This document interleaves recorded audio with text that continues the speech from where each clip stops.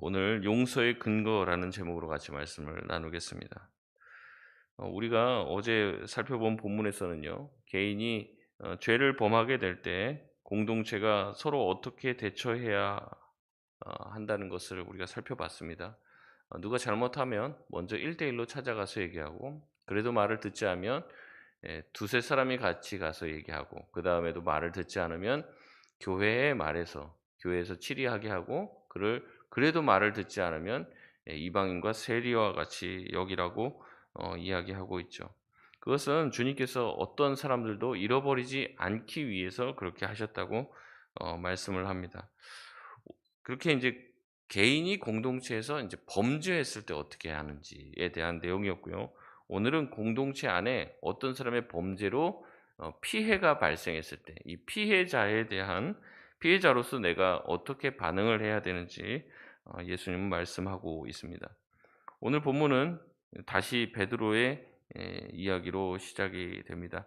21절 말씀에 그때 베드로가 나와 이르되 형제가 내게 죄를 범하면 죄에 대해서 얘기하니까 죄를 나한테 범하면 몇 번이나 용서하여 주리까? 일곱 번까지 하오리까? 라고 묻습니다. 베드로는 이렇게 묻는 거죠. 도대체 몇 번이나 용서를 해야 될까요? 일곱 번까지 하라는 말씀은 아니시죠? 이렇게 묻는 겁니다. 베드로는 마치 제자들의 공동체 안에 누군가 자기를 계속해서 어 자기에게 이제 죄를 범하고 있고 공동체 안에 누구도 알 만한 죄를 계속해서 연달아 짓고 있는 누군가를 염두에 준 것처럼 이야기를 합니다. 그러니까 베드로가 이 얘기를 딱 하자마자 모든 제자들이 아마 공통된 누군가를 떠올렸을 거예요. 어. '아 지금 베드로가 저 사람 얘기하는구나.' 아마 그렇게 생각을 했을 거예요. 그러나 예수님의 대답은 베드로의 예상을 크게 벗어납니다. 22절 말씀이죠. 우리 같이 읽겠습니다. 예수께서 이르시되 일곱 번뿐 아니라 일곱 번을 일흔 번까지라도 할지니라. 아멘. 원문에서는요. 일곱 번씩 일흔 번 이렇게 나와 있는 게 아니라 77이라고 되어 있습니다. 70 하고 한 칸 띄고 이제 7 이렇게 되어 있습니다. 마치 창세기 4장에 이 가인에게는 벌이 7배요. 람에게는 77배라고 한 말씀이 연상됩니다. 일곱 번까지 용서하라는 말씀은 아니시죠? 라고 하는 베드로의 물음에 예수님은 무슨 말이냐? 일곱 번씩 일흔 번이라도 용서해야 한다고 말씀을 하십니다. 죄를 지었지만 회개한다면 용서는 언제나 이루어져야 한다는 것을 말씀하고 계신 것이죠. 이러한 동일한 내용이 누가복음에도 나옵니다. 누가복음 17장 3절에서 4절 말씀을 보면 이렇게 얘기합니다. 너희는 스스로 조심하라. 만일 내 형제가 죄를 범하거든 경고하고 회개하거든 용서하라. 만일 하루에 일곱 번이라도 내게 죄를 짓고 일곱 번 내게 돌아와 내가 회개하노라 하거늘 너는 용서하라 하시더라. 예수님은 누가복음에서도 동일한 얘기를 하는 거죠. 하루에 같은 죄를 일곱 번이나 짓고 와서 회개한다고 말하더라도 그 회개가 진심이라고 여겨지면 용서해야 한다고 말씀을 하십니다. 참 어려운 가르침입니다. 예. 한 번만 잘못해도 용서하기가 쉽지 않은데 두 번, 세 번, 일곱 번씩 그것도 하루에 일곱 번씩이나 같은 잘못을 해도 회개한다면 용서하라는 주님의 말씀은 쉽게 받아들이기가 어렵습니다. 보통 인내심 많은 사람도 세 번까지는 참습니다. 그러나 그 이상은 어렵다는 얘기죠. 예수님은 이 용서에 대한 교훈을 하시고 이 제자들이 잘 이해하지 못한 것 같아 비유를 드십니다. 그래서 이 비유의 내용이 오늘 본문의 대부분인데요. 이 비유는 마태복음에만 사복음서 중에 마태복음에만 등장을 합니다. 30 23절에서 35절까지의 이야기인데요. 이 비유를 통해서 우리가 왜 타인을 회개할 때 용서해야 되는지 예수님은 비유의 말씀을 하십니다. 23절에 천국은 그 종과 결산하려던 어떤 임금과 같다라고 이야기합니다. 이 임금의 태도가 천국에서 주님이 우리에게 베풀어 주시는 모습과 똑같다는 거죠. 24절에 만 달란트 빚진 자가 나옵니다. 당시 노동자 하루의 품삯이 1데나리온입니다. 일당이 1데나리온. 1달란트는요. 계산하면요. 20년치 연봉에 해당됩니다. 1달란트가 20년치 연봉. 근데 10,000달란트를 비췄습니다. 그러면요. 10,000달란트는 200,000 년치 연봉에 맞먹는 금액입니다. 1년 연봉을 3천만 원이라고 계산하면요. 6조입니다, 6조. 계산을 이 6조 여러분 감도 안 오실 겁니다. 6조. 1조가 얼만큼 되는지 인제 제가 인터넷에서 어 쳐 보니까요. 1,000만 원씩 하루에 1,000만 원씩 274 년을 매일 써야 됩니다. 그걸 매일 쓰지 않으면요. 붙는 이자가 더 빨리 붙어 갖고 돈이 계속 늘어나는 것을 멈출 수가 없어요. 예. 그러면 하루에 1,000만 원씩 쓸 생각만 해도 돈도 없는데 기분이 좋죠. 그걸 다 써도 다 갚지 못하는, 그러니까 하루에 어떻게 보면 이 1 조만 해도 그런데 6 조를 빚졌단 말이에요, 개인이. 개인이 빚질 수 있는 금액인가 싶은 생각이 들 정도로 천문학적인 액수를 빚을 진 겁니다. 이 종이 빚을 졌어요. 그럼에도 갚을 것이 없는 거죠. 25 절에 주인은 이야기합니다. "너 자신의 몸과 아내와 자녀들까지 네 소유도 다 팔아서 돈을 갚아내라." 그러자 종이 26 절에 이렇게 얘기합니다. 26절 같이 읽겠습니다. 그 종이 엎드려 절하며 이르되 "내게 참으소서 다 갚으리이다." 하거늘. 여기 한번 밑줄을 그어 볼까요? "내게 참으소서 다 갚으리이다." 여러분 어떻게 갚을 수 있습니까? 6조 원이나 되는 돈을 하루에 1,000만 원씩 갚아도 못 갚는다니까요. 예. 6 조니까는 하루에 6천만 원씩 갚아야 됩니다. 그래도 274 년인가요? 그렇게 갚아야지 돼요. 그렇게 살지도 못하잖아요. 못 갚습니다. 갚을 수 있는 수준을 이미 아득히 넘어버린 금액이라는 거죠. 그래서 엎드려 왕에게 뭐라고 얘기했습니까? "내게 참으소서. 다 갚으리이다. 나한테 좀 참아 달라. 갚을 테니까 참아 달라." 부탁을 한 거죠. 여러분 이 이야기, 이런 허황된 이야기를 듣고 이 주인은 어떻게 했습니까? 그를 불쌍히 여겼다고 합니다. 불쌍히 여겼다. 이게 인제 핵심입니다. 이게 오늘 전체 비유의 핵심입니다. 그 사람이 갚을 길이 없는데 와서 "제발 참아 주십시오. 내가 갚겠습니다, 어떻게든. 그러니까 나 자신을 종으로 팔지 말고 자녀와 아내도 팔지 말고 내 소유도 좀 가만히 내버려 두십시오. 쪼금만 참아 주십시오." 그 얘기를 했다는 거죠. 그 이야기를 들은 이 주인은 그를 불쌍히 여겨 줬습니다. 그래서 그를 놓아 주고 빚도 다 탕감해 주었죠. 그는 자유자가 되었고 빚도 탕감받았습니다. 그렇게 그가 탕감받은 이유는 오직 한 가지죠. 그가 어떠한 이유 때문에 탕감받게 되었습니까? 주인이 그를 불쌍히 여겼기 때문에 그렇습니다. 그가 한 노력은 아무것도 없어요. 담보를 잡은 것도 없고 뭘 한 것도 없습니다. 싹싹 빈 거 하나, 그거 하나 있죠. 그게 빈 것이 뭔가를 한 것이라고 할 수 있습니까? 주인은 그를 보고 불쌍히 여겼어요. 그것 말고 이 종이 한 것은 사실상 아무것도 없었습니다.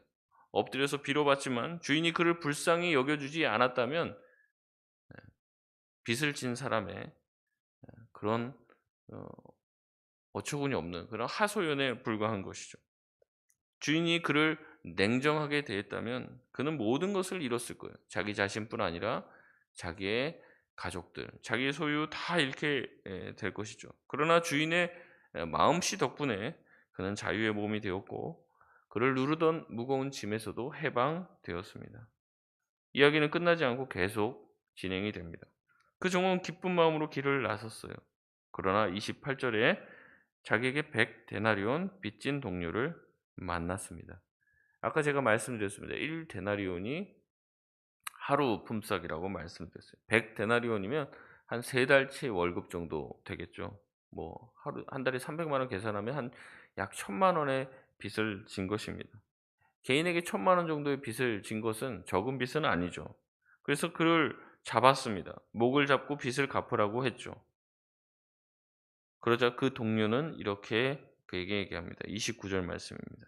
같이 읽겠습니다. 시작. 그 동료가 엎드려 간구하여 이르되 나에게 참아 주소서 갚으리이다 하되. 여기도 한번 밑줄 그어 볼까요? 나에게 참아 주소서 갚으리이다. 이 말씀이요. 26절에 밑줄 그은 그 말씀과 똑같아요. 원문으로 보면 아주 똑같습니다. 약간 차이가 있는데 자기가 했던 그대로 그 말을 이 동료가 하는 거예요. 말하는 사람과 대상만 다르고 똑같은 말을 하고 있고 똑같은 장면입니다. 그러나 불쌍히 여겨준 왕의 호의는 잊은 채 그 종은 자기 동료의 호소를 외면합니다. 30절에 허락하지 않습니다. 그의 요구를 들어주지 않습니다. 오히려 빚을 갚도록 옥에 가두어 버리죠. 여러분 이 얼마나 아이러니한 일입니까? 변수에 들어갈 때랑 나올 때 마음이 다르다라는 말이 여기에 딱 들어맞는 것이죠. 자기가 빚을 탕감받을 때는 그렇게 기뻐해 놓고선 자기에게 1,000,000원 빚진 사람 용서하지를 못하는 겁니다. 참아주지를 못하고 그를 핵심적인 내용이 뭐라고 했어요? 그를 불쌍히 여기지를 못하는 거예요. 이 모습을 본 다른 동료들은 31 절에 이를 보고 어떻게 합니까? 몹시 딱하게 여겨요. 어떻다는 거예요? 불쌍히 여겼다는 거예요, 불쌍히. 지금 이 종 말고 주변에 있는 모든 사람들은 다 긍휼의 마음이 있습니다. 근데 이 탕감받은 본인, 정작 본인은 어때요? 긍휼한 마음이 전혀 없습니다. 불쌍히 여길 줄 모르는 거죠. 그래서 주인에게 다 이 사실을 알립니다. 32 절에 주인은 종을 다시 부릅니다. 그리고 그를 이렇게 부릅니다. 뭐라고 부릅니까? 악한 종아. 그 종이 악한 종이라고 불린 이유는 무엇입니까? 마땅히 불쌍히 여겨야 될 자를 불쌍히 여기지 않았기 때문에 그렇습니다. 불쌍히 여김을 받아 긍휼함을 얻은 자인데도 불구하고 타인을 향하여 긍휼함을 베풀 줄 모르는 자가 악한 자라고 말씀하는 것이죠. 주인은 자신의 종에게 이렇게 얘기합니다. 33절 말씀입니다. 우리 같이 읽겠습니다. 내가 너를 불쌍히 여김과 같이 너도 내 동료를 불쌍히 여김이 마땅하지 아니하냐. 이 말씀이 핵심입니다. 내가 너를 불쌍히 여김과 같이 너도 내 동료를 불쌍히 여김이 마땅하다라고 예수님은 말씀하고 있는 겁니다. 내가 너한테 한 것 같이 너도 타인에게 하는 것이 마땅한 일이다라고 이야기를 하고 있는 것이죠. 종은 주인을 본받아야 하고 주인처럼 행동해야 했습니다. 이것은 그가 해도 되고 안 해도 되는 일이 아니라 상식적인 일이고 마땅한 일입니다. 마땅한 일에 마땅한 반응을 하지 않은 종은 악한 종으로 불려집니다. 그래서 그를 향한 용서는 취소됩니다. 모든 빚이 다시 돌아오게 됩니다. 여러분 이게 충격적인 장면이죠. 용서받았다고 끝나는 게 아니에요. 이미 끝났다고 다 생각되었는데 반전이 일어납니다. 34절에 주인은 노하여 다시 그 빚을 1만 달란트나 되는 그 빚을 갚아내라고 요구합니다. 주인은 자신의 종이 다른 동료에게 했던 그 말과 행동을 그대로 자신에게 갚아줍니다. 종이 회개했을 때 그의 모든 빚을 탕감해 주었죠. 하지만 그가 회개하였다고 말해 놓고 다른 데 가서 타인을 불쌍히 여기지 않고 하나님이 자기에게 주인이 자기에게 베풀어 줬던 그 은혜와 긍휼을 마땅히 타인에게 행하지 않았을 때 그 모든 것을 그대로 돌려줍니다. 이 비유에 대한 해설이 35절 말씀입니다. 35절 같이 읽겠습니다. 시작. 너희가 각각 마음으로부터 형제를 용서하지 아니하면 하늘 아버지께서 또 너희에게 이와 같이 하시리라. 아멘. 여기에 용서에 대한 근거가 나옵니다. 우리가 하나님께 용서를 받았기 때문에 우리 또한 회개한 형제를 용서해야 합니다. 용서라는 말씀은 명령입니다. 그런데 오늘 말씀은 단서 조항까지 답니다. 마음으로부터 형제를 용서하지 않으면 하늘 아버지께서 너희에게 이와 같이 하실 것이라고 말씀을 합니다. 우리가 말씀을 들어도 그 말씀을 지킬 수도 있고 때로는 못 지킬 수도 있잖아요. 근데 이 용서하라는 말씀과 명령에는 단서가 달리는데 네가 그렇게 하지 아니하면 아버지께서도 너에게 그렇게 용서하지 않으실 것이다라고 이야기합니다. 이 말씀을 듣고 많은 분들이 헷갈려요. 야, 이 구원이 한번 주어지면 끝나는 건 줄 알았는데 구원을 하나님이 줬다 뺏는다는 그런 말씀인가? 이렇게 생각한다는 거죠. 여러분 만약에 그렇다면 구원은 하나님의 손에 달린 게 아니라 우리의 손에 달린 거라고 할 수 있죠. 우리가 누군가를 용서하면 구원이 유지되고 내가 누군가를 용서하지 않으면 구원이 취소된다면 구원은 우리의 행동에 의해서 좌지우지 되는 것일 거예요. 그런데 여러분 그런 말이 아닙니다. 구원은 우리의 행동에 따라서 진행이 되고 유지가 되거나 취소가 되는 것이 아닙니다. 오히려 예수님은 이 말씀을 통해서 너희가 누군가를 용서하는 것을 대수롭지 않게 여기지 말라고 말씀을 하는 겁니다. 예수님의 이런 과장법은 좀 많이 나와요. 그 앞에도 눈이 범죄하게 하면 어떻게 하라고요? 뽑아 버리라고 얘기하죠. 손과 발이 범죄하면 어떻게 하라고 그래요? 찍어 버리라고. 그 찍은 사람이 있습니까? 뽑은 사람이 있어요? 없죠. 예수님이 일종의 과장법입니다. 너희가 그렇게 타인을 용서하는 것을 용서해도 되고 안 해도 되는 것으로 여기지 말고 그것이 구원과 직결되어 있다는 것을 깊이 생각하라는 거죠. 너희가 만약에 타인을 용서하지 않으면 너희 하나님도 너희에게 그렇게 대하실 것이라는 것을 생각하며 그 사람을 용서할지 말지를 결정하라는 거예요. 하나님이 만약에 너에게 용서하지 않으면 너 어떻게 할 거냐? 너가 누군가를 용서하고 용서하지 않음이 바로 내가 너를 용서할지 안 할지를 결정하는 근거가 될 수 있다는 것을 기억하라 말씀하는 겁니다. 진짜 하나님의 은혜와 긍휼하심을 깊이 체험한 사람이라면 마땅히 회개한 형제를 용서할 마음을 가져야 한다는 거죠. 이것은 구원의 문제와 결부될 정도로 강하고 무거운 말씀이라고 이야기하는 것입니다. 그래서 예수님은 이 말씀을 사실은 주기도문에도 새겨 넣습니다. 뭐라고 얘기합니까? 우리가 우리에게 죄 지은 자를 사해 준 것까지 우리의 죄를 사해 달라고 우리는 고백합니다. 거꾸로 말하면 우리가 우리에게 죄 지은 자를 용서해 주지 않으면 주님도 우리를 용서해 주지 마십시오라고 날마다 기도하고 있는 것이에요. 용서의 근거는 무엇입니까? 주님의 긍휼하심입니다. 주님이 우리를 불쌍히 여기셨듯이 너희도 죄 지은 그 자를 불쌍히 여김이 마땅하다 말씀하시는 거죠. 우리에게 죄 지은 자를 생각하면 용서가 안 돼요. 그가 나에게 했던 그 짓을 생각하면 분노가 치밀어 오릅니다. 그러나 주님이 우리를 용서해 주셨던 것들을 생각하면 그 용서의 깊이를 주목하며 내가 얼마나 큰 죄인인지를 생각하면 우리도 언젠간 용서할 수 있을 줄 믿습니다. 그 사람이 나에게 죄를 범한 그 범죄를 생각하지 마세요. 그걸 자꾸 생각하고 그걸 어떻게든 용서하고 끊어내려고 하면 안 됩니다. 그게 아닙니다. 주인이 나를 어떻게 용서해 주시고 나를 받아 주셨는지 그 범죄한 대상을 생각하지 말고 나를 생각하고 나를 용서하신 주님을 생각하시기를 바랍니다. 그게 바로 용서의 키가 된다는 겁니다. 말씀을 맺겠습니다. 예수님은 회개하는 자에게 용서를 베풀라고 말씀하십니다. 35절에 마음으로부터 용서하라고 얘기해요. 우리가 입술로는 그래 용서했다. 용서했다 치자 할 수 있습니다. 하지만 예수님은 마음을 보십니다.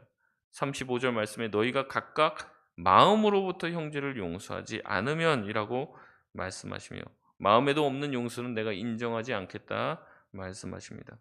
주님의 용서하심을 늘 기억하시기 바라요. 우리에게 해악을 끼친 이들을 불쌍히 여기며 그들이 진정으로 회개하고 돌이킬 수 있기를 기도하실 수 있기를 바랍니다. 그리고 또한 우리도 마음으로부터 그들이 회개할 때 용서할 수 있는 마음을 달라고 구할 수 있는 성도가 되어서 우리 가운데 있는 많은 부족함들과 연약함, 그로 인한 상처와 범죄들이 주님이 주시는 은혜로 인해서 품어지고 용서가 베풀어질 수 있는 그런 공동체가 되길 주의 이름으로 소원합니다. 우리 같이 합심해서 기도하겠습니다. 주님, 우리